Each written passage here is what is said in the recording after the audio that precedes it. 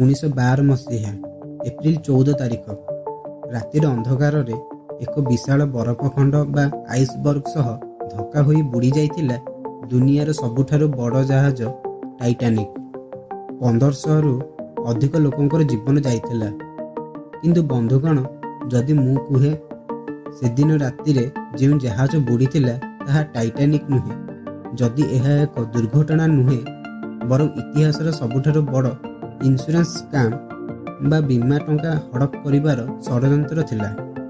ଆଜିର brain bite ଏଆଇର ଏହି ଭିଡ଼ିଓରେ ଆମେ ଜାଣିବା ସେହି କଳା ସତ୍ୟ ଯାହା ଦୁନିଆ ଠାରୁ ଲୁଚାଇ ରଖାଯାଇଛି। ହ୍ୱାଇଟ୍ ଷ୍ଟାର ଲାଇନ୍ କମ୍ପାନୀ ତିନୋଟି ବଡ଼ ଜାହାଜ ତିଆରି କରିଥିଲା, ଅଲିମ୍ପିକ୍, ଟାଇଟାନିକ୍ ଏବଂ ବ୍ରିଟାନିକ୍। ଟାଇଟାନିକ୍ ତିଆରି ହେବା ପୂର୍ବରୁ ଅଲିମ୍ପିକ୍ ଜାହାଜ ସମୁଦ୍ରରେ ଚାଲୁଥିଲା, କିନ୍ତୁ 1911 ମସିହାରେ ଅଲିମ୍ପିକ୍ ଜାହାଜଟି HMS ହାୱେକ୍ ନାମକ ଏକ ଯୁଦ୍ଧ ଜାହାଜ ସହ ଧକ୍କା ହେଲା। ଏଥିରେ ଅଲିମ୍ପିକ୍ର ବହୁତ କ୍ଷତି ହେଲା।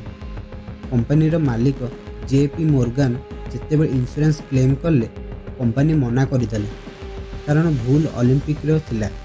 କମ୍ପାନୀ ବର୍ତ୍ତମାନ ବହୁତ ବଡ଼ ଆର୍ଥିକ ସଙ୍କଟରେ ପଡ଼ିଗଲା। ଏହିଠାରୁ ଆରମ୍ଭ ହେଲା ଅସଲ ଖେଳ। କନ୍ସପିରେସି ଥିଓରିଷ୍ଟଙ୍କ କହିବା କଥା, କ୍ଷତି ଭରଣା କରିବା ପାଇଁ ହ୍ୱାଇଟ୍ ଷ୍ଟାର ଲାଇନ୍ ଏକ ଷଡ଼ଯନ୍ତ୍ର କଲା। ସେମାନେ ଭାଙ୍ଗି ଯାଇଥିବା ପୁରୁଣା ଜାହାଜ ଅଲିମ୍ପିକ୍କୁ ମରାମତି କରି ଟାଇଟାନିକ୍ ନାଁ ଦେଇଦେଲେ ଏବଂ ନୂଆ ତିଆରି ହୋଇଥିବା ଟାଇଟାନିକ୍କୁ ଅଲିମ୍ପିକ୍ ନାଁ ଦେଇଦେଲେ। ଯୋଜନା ଥିଲା କି ସେମାନେ ନକଲି ଟାଇଟାନିକ୍କୁ ସମୁଦ୍ର ମଝିରେ ବୁଡ଼ାଇ ଦେବେ ଏବଂ ବୀମା କମ୍ପାନୀଠାରୁ ପୁରା ଟଙ୍କା ଆଦାୟ କରିବେ। ଏହାର ପ୍ରମାଣ କ'ଣ? ଅସଲ ଟାଇଟାନିକ୍ରେ 14ଟି ପୋର୍ଟ ହୋଲ୍ ବା ଝରକା ଥିବାବେଳେ ବୁଡ଼ିଥିବା ଜାହାଜରେ 16ଟି ଥିଲା, ଯାହା ଅଲିମ୍ପିକ୍ରେ ଥାଏ। ଯାତ୍ରା ଆରମ୍ଭରୁ ଜାହାଜଟି ଟିକେ ବଙ୍କା ହୋଇ ଚାଲୁଥିଲା, ଯାହା ଆଗରୁ ଦୁର୍ଘଟଣାଗ୍ରସ୍ତ ଅଲିମ୍ପିକ୍ରେ ଦେଖାଯାଉଥିଲା। ସବୁଠାରୁ ଆଶ୍ଚର୍ଯ୍ୟର କଥା ହେଲା, ଟାଇଟାନିକ୍ର ମାଲିକ JP ମୋର୍ଗାନ ନିଜେ ଏହି ଯାତ୍ରାରେ ଯିବାର ଥିଲା, କିନ୍ତୁ ଶେଷ ମୁହୂର୍ତ୍ତରେ ସେ ନିଜର ଟିକେଟ୍ କ୍ୟାନ୍ସେଲ୍ କରିଦେଲେ। ଖାଲି ସେତିକି ନୁହେଁ, ସେ ନିଜର ମୂଲ୍ୟବାନ ମୂର୍ତ୍ତିଗୁଡ଼ିକୁ ମଧ୍ୟ ଜାହାଜରୁ ଓହ୍ଲାଇ ଦେଇଥିଲେ। କ'ଣ ସେ ଜାଣିଥିଲେ ଯେ ଜାହାଜଟି ବୁଡ଼ିବାର ଅଛି?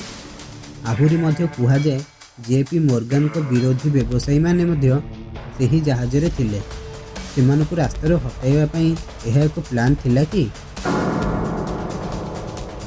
ଅବଶ୍ୟ 1985 ମସିହାରେ ଯେତେବେଳେ ଟାଇଟାନିକ୍ର ଭଗ୍ନାବଶେଷ ମିଳିଲା, କିଛି ପାର୍ଟସ୍ ଉପରେ 401 ନମ୍ବର ଲେଖାଯାଇଥିଲା, ଯାହା ଟାଇଟାନିକ୍ର ଆଇଡି ଥିଲା।